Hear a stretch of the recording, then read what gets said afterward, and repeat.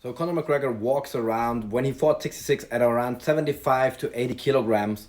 So that's about half the weight of Hafthor Björnsson, who is about 150 kilograms and 2 meter 5 approximately. Now, obviously, we have never seen a strength athlete of that format fighting in mixed martial arts. But we have seen athletes of similar size fighting and being beaten by much lighter opponents. One of the examples is Emmanuel Yarborough, 6'8", 2 meters and 4 centimeters, over 300 kilograms, and a wrestler. He was a world champion in sumo wrestling. And he was being beat by a guy of about 80 kilograms. And obviously that man was incredibly strong, just moving at 800 pounds and 2 meters 3 centimeters, 6'8" as well.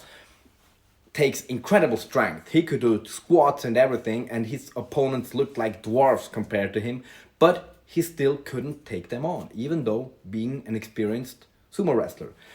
An even better example may be Akebono.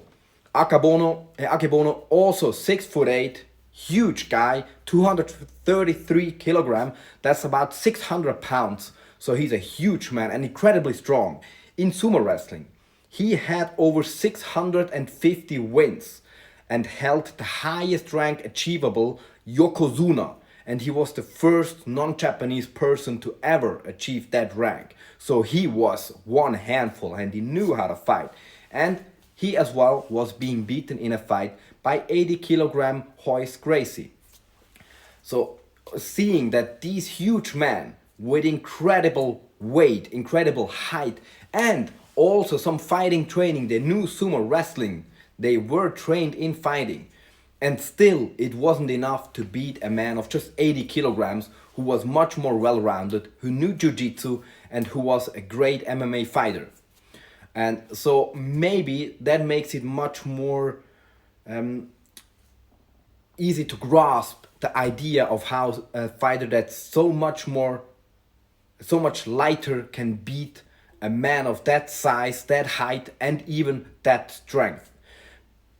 Just because the much more experienced fighter is able to deal much more pain, strategically much better.